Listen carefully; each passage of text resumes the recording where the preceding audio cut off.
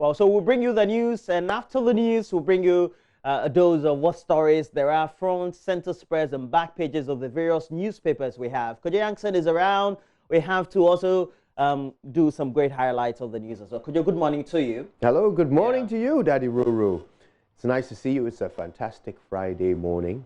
We're getting ready for a big weekend, no doubt. But before I ask you about your plans, let's get straight into the news, where 5 officers have been slain in the last 30 days. And the police are on a manhunt for the killers. But 3 suspects have been arrested in the latest incident at Gumwa Budumburam in the central region, where 2 officers were killed, and the police have placed a 10,000 Ghana cedi bounty on the head of the killers. The Interior Minister has ordered immediate arming of all traffic police officers as part of changes in police policy to ensure the officers are better protected. Maxwell Agbagba has more, including the chilling eyewitness account of the murders as narrated by a 13-year-old girl who saw it all. According to eyewitnesses, the police vehicle and the Camry vehicle pulled up here after they were given a hot chase by the police officers. Well, there are some blood stains here very close to the shop. A 13-year-old girl who witnessed how the whole incident happened has been telling us how it panned out. We are told that the driver told the police officer he wants to take money out of his car, but that did not happen. The 13-year-old eyewitness says he pulled out a gun and then shot the police officer in the head. At that point, we're told that blood started oozing out of the head of the police officer. He rushed into the shop, fell, and then died. Inside one police car, private car, Okay, she says there were 3 of them standing here at the shop, very close to the shop, and then the police vehicle, together with a private vehicle, pulled up, here. No police ministry, no papa nasu. Well, she says the police officer got down from the vehicle and then slapped the occupants of the private vehicle. No papa nika on channel fanisika. Okay, so the man asked the police officer to wait so that he takes his money. Na papa nika so face kano koye to no the police ninity. So as the man told the police officer that he wants to take money from his car, he did not take money. He actually pulled a gun from the vehicle and then shot the police officer. First no bonity. She says he shot him first on the head and I informed you. Na police ninity moja finenu no be rastomo no kase yen kutonyesa etuni bekaye. Na many boy we yakokutu fridge nechi. Well, she says the police officer rushed into the shop. At that time, there was blood oozing from his mouth. And then the police officer who has been shot actually told them to go down because if they did not take time, the bullet would also hit them. Well, the top brass of the Ghana Police Service is actually here. Other residents who live here in Kasua are also gathered here watching what's happening as the GR Minister, Ambrose Derry, and the acting IGP are currently in a meeting with the officers here to understand exactly what happened and circumstances surrounding the killing of 2 police officers who were stationed here.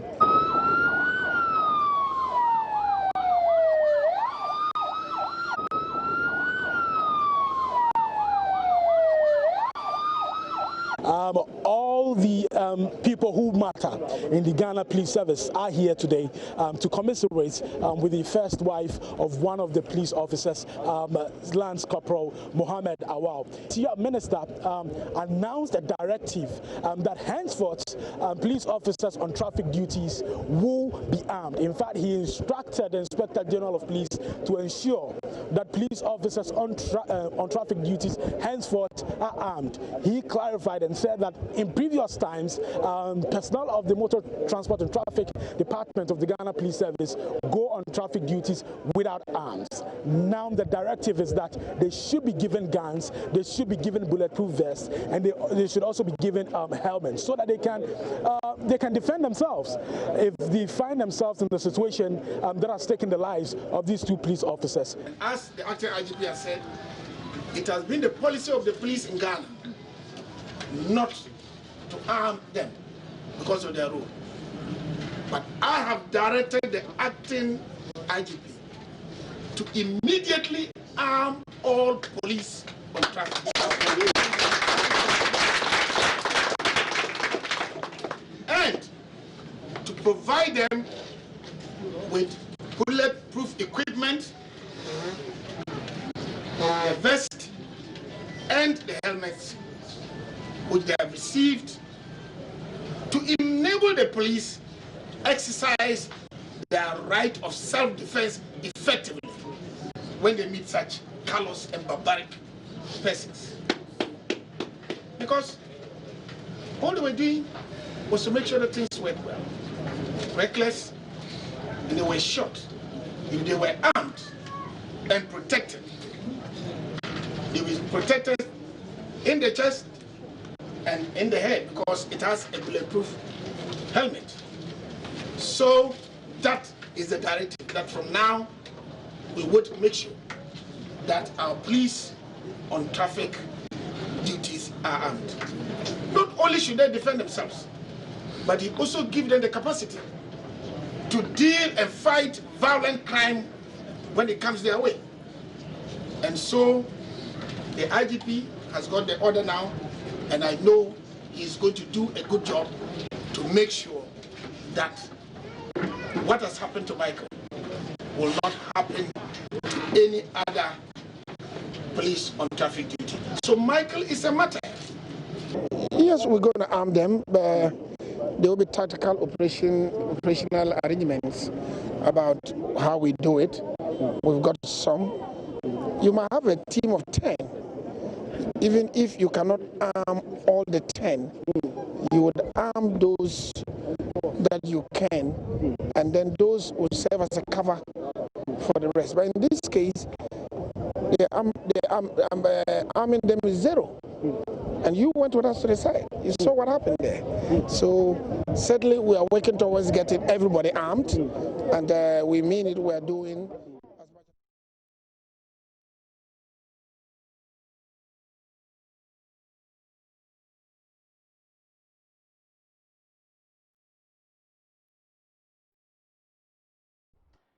Here at JoyNews, we're joining in the condemnation of the murders of the police and declaring our support for them as they seek out the perpetrators.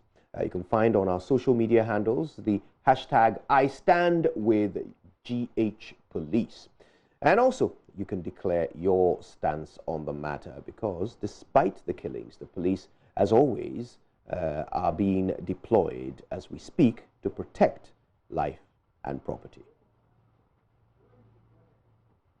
On the streets of Accra, it's very common to find head porters, popularly known as kayaye, competing to carry loads for shoppers and travelers. Often these young women and men earn a pittance from the daily grind. But a production company is working to change that story. JoyNews' PSC Safo has that in this report. I'm 18 years old. I want to become a journalist in future. I want to become a hairstylist. Despite the crowds and challenges in grammar, 20 jewels introduced themselves to a bewildered audience. These are young dreamers who have traveled from far corners of the country into Accra, a supposed land of hope. For these girls, the perfect escape turned brutal when attacks, cold nights, no or excessively priced shelter, theft and other atrocities came their way. The plight of the head porters, popularly known as Kayaye or Pa, continues to be a national problem, but there appears to be a semblance of hope for them. A company, Marvelin House Limited, has launched an entrepreneurship reality show dubbed A Jewel in the Streets in collaboration with the Youth and Employment Agency and Ministry for Gender and Children and Social Protection. The 13-week show seeks to train and transform the lives of 20 disadvantaged head porters. The girls, ranging from the ages of 18 to 26, were discovered in a 3-month scout of various markets across the country. Organizers assure fun, education, and excitement as the TV entrepreneurship session begins soon. Speaking at the launch, Honorable Cynthia Morrison, Minister for Gender and Social Protection, called for better attention from all citizenry towards matters of socially vulnerable. In Ghana, when we go around to look for help for Kayaye, for the physically challenged, it's difficult getting. But if it's a beauty pageant, they openly will donate a car. And sometimes I'm like, wow. They'll donate a car for the beauty pageant, but nobody wants to support the underprivileged. So we use this medium to tell Ghanaians that the underprivileged are equally very important. With those on the streets that we are trying to get, today we had programs for them now every Wednesday at Evoa Sadland Park. We bring some of the Kaye and we bring the street boys and girls. We feed them and we talk to them, because the next month we are going on the street full time to make sure they are not there. At least educate them. We are giving them enough education, talking to them. We have volunteers who are doing that with them, so that when we go on the streets to take them out, nobody can complain that we are just being mean to those young people. A queen mother of the Akwemu traditional area, Tufuhema Nana Amasewa and Pimle II, discouraged extremely poverty-stricken women from making babies, especially when they have no means of catering for them. If you're not ready to raise a child, don't bring a child to this world. That is being neglected. It should be talked about. It's an issue that is painful, and you can't talk about somebody's reproductive system, but we have to talk about it. Because if the child doesn't have a place to put it, the mother doesn't have a place to stay, where would the child be positioned? For 13 weeks, 20 girls previously living in the streets will be treated to full nourishment, clothing, training and residence in a fully furnished mansion. 2 years of accommodation after the show has also been assured. A jewel in the street is a clear sign that when done properly, individuals and government can collaborate to make meaningful change. For Joy News, PSC Nana Yausafo reports. Away from this, private legal practitioner Ernest Kofi Abuchi is urging the Ghana Education Service and its stakeholders to take a step and also review the curriculum of senior high schools to reflect the current global trends in education. Mr. Kofi Abuchi is of the opinion that the current system encourages students to memorize whatever they are taught instead of applying what they learn to address the needs of their immediate environment. He said Ghana's 2019 ranking on the global education trends shows that all is not well with the educational system in the country. Mr. Kofi Abuchi was speaking at the 90th anniversary lecture of the St. Augustine's College here in Accra. Teachers must be creative and innovative and must inspire creativity in students. Unfortunately, our school systems have often been stifling in their teaching and learning, and academic conformity has been prized over rebellion.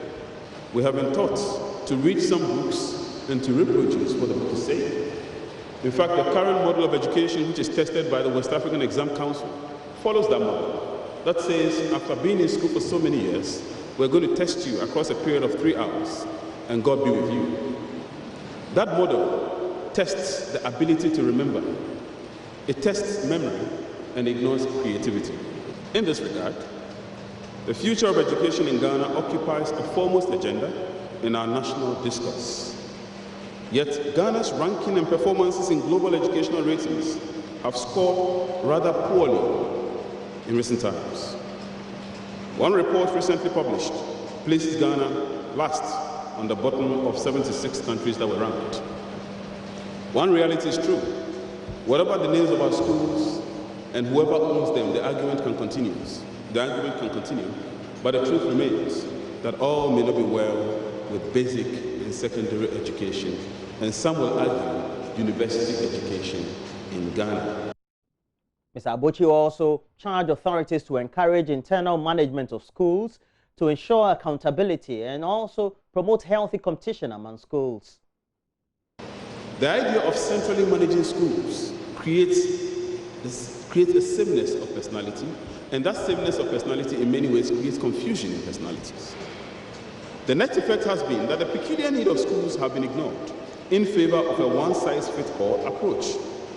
The model started with the introduction of the then new educational system in 1987, under which the government sought to ensure an across-the-board rolling out of the reforms by removing the powers of internal managers and vesting these in sector ministries and agencies, as well as the Ghana Education Service. It is time, I think, for change. Management and internal managers of school play crucial roles in ensuring that students develop in accordance with certain mission statements of the schools.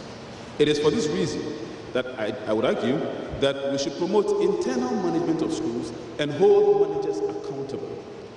Ensuring internal management also ensures competition. The year-long anniversary of the St. Augustine's College will include activities such as a game among year groups, a clean-up exercise, and a health walk in Cape Coast, and a grand debate scheduled for March 2020. Well, let's move on. And women at the Asaloko community in the Bongo district, they are using a traditional but clever method to keep their community clean and eat healthy at the same time.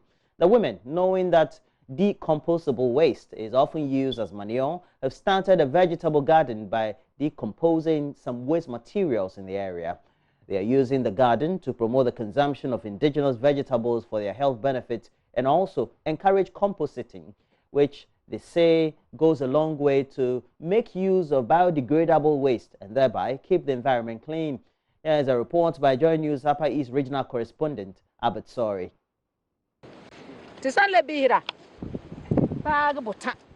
Mary Asa, the leader of the women's group here at the Asaloko community, leads these women who are visiting from other communities within Bongo around this vegetable garden.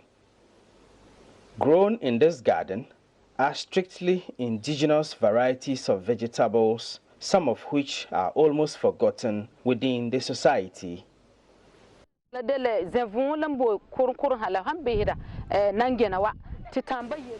There are many of our local vegetables which have benefits but are almost forgotten in this modern era. For instance, the vegetable nangena. Many children do not even know what it is, but it is very nutritious. So we feel that this garden will not only help us consume vegetables to improve our health, it will also prevent our own varieties of vegetables from being completely replaced by the foreign ones.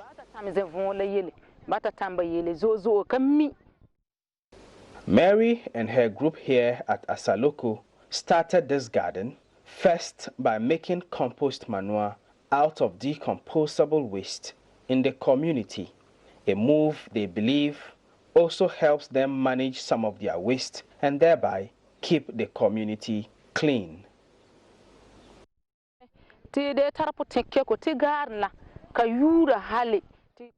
We intend to keep this garden for as long as possible so that our children can learn all of its benefits from us and preserve our tradition.